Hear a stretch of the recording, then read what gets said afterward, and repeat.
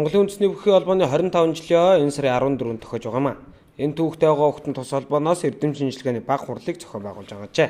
Тус хурлаар Монголын үндэсний бүхий цаашдын хөгжил шинжилэл, дүрмийн өөрчлөлтүүд, огт хийгдэх байсан мэхүүдийг сэргээх, залуу хойч үе бэлтгэх гэд олон асуудлыг хүндэн ярилцаж санал бодлоо солилцож байна. Манай одоо бүх судлал гэж ийм төв байгаа. Цаашдаа бол Монголын үндэсний бүхий холбооны бүх судлалыг түүхийн шинжлэх ухаан гэдэг шиг бие даасан шинжлэх ухаан болгож олон эрдэмтэн одоо энэ чиглэлээр төрүүлэх ийм гол ажлыг бол энэс хойшхон жилүүдэд хийх ёстой. За энэний үүдэл болгож бол бид нар 1900 бүхий холбооны 15 жил байгаас эхлээд 5 одоо гөрөглөлийн дотондоо бол энэ эрдэм шинжилгээний хурал хийж илтгэлүүдийн нэгтгэн одоо ном болгон хэвлүүлж байгаа. За энэ удаа бол яг 25 жилийн хугацаанд бол хийсэн ажлын тодорхой зүйлд бол шинжлэх ухааны дүгнэлт өгүүлэх, нөгөө талаас Монгол бүх судлал хөндөх ёстой асуудлуудын талаар хувь эрдэмтдийн бол санал бодол, хувь эрдэмтдийн илтгэлийг сонсох юм ажиллагаа явуулж байна. Тэгэхээр хөндөх ёстой сэдвүүд гэдэг дээр тавьж байгаа. За та нар одоо бас өөрснөө харж байгаа бох. Жишээлбэл одоо сая бол Адиа хүүгийн бол илтгэл тавигдлаа. Энэ бол Монголын үндэсний бүхий холбооны дүрм мэхийн одоо харилцан уялдааг судалсан ийм судалгаа байна. Энэ бол маш одоо цаашаа явах ёстой, жишээлбэл хөндөх ёстой асуудал байна л да. За энэ судалгаагаар бол юу харуулж байна вэхээр жишээлбэл 5 одоо барьцнаас бол одоогийн барилдаа явагдаж байгаа. Тэгэхээр энэ 5 барьц байрлалд ямар мэк гэж үнэгдэг судалсан байна. Энэ маш сонирхолтой. Дээр нь энэ 5 барьц байрлалтай холбогдуулаад ямар мэк огт хийгдэхгүй байна вэ гэдгийг гаргаж ийн. Энэ маш ач холбогдолтой. За дээр нь бол одоо энэ 5 барьц байрлал бол жишээлбэл одоо хүмүүсийг шөмжилдэг хаялц барьц бол энэ 5 барьц байрлалд нийт барилт болж байгаа нийт барилдааны 9.6% нь хийгдэж байна гэсэн юм шинжлэх ухааны дүгнэлт гарч ийн л да.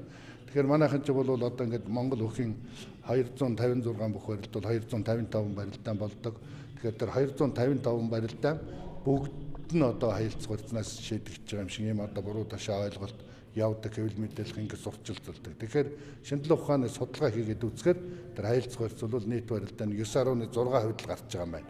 Тэгээд цаашдаа одоо энэ 9.6% гарч байгаа зүйлийг бол юу гэж хөлөөн зөвшөөрөх вэ гэвэл хэрв одоо цаг хугацаа үнэтэй үний юм бол тодорхой цаг хугацааны дотор Монгол бүхий барилдааныг дуусгах шаардлагатай юм бол одоо хаялц барьцыг бариулж барилдуулахаас өөр одоо оновчтой шийдэл байхгүй байна гэсэн дүгнэлтийг хийж ин л да энэ судлаач.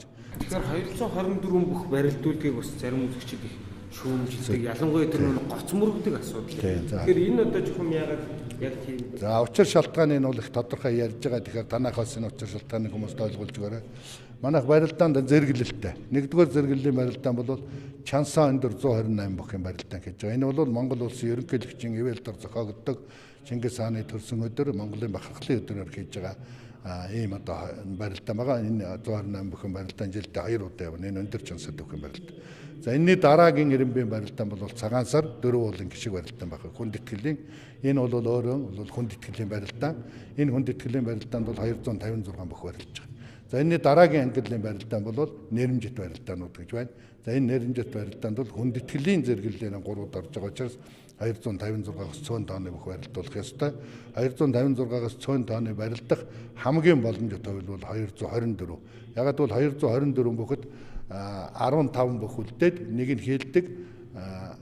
Тэгээд тэр хийлсэн бүхийн дараа бол тэгш тооны бүх үзээд шивгийн одоо бөхчүүд бол тэгшэрч ирдэг 256-д хамгийн ойрхон тоо байгаа юм л да.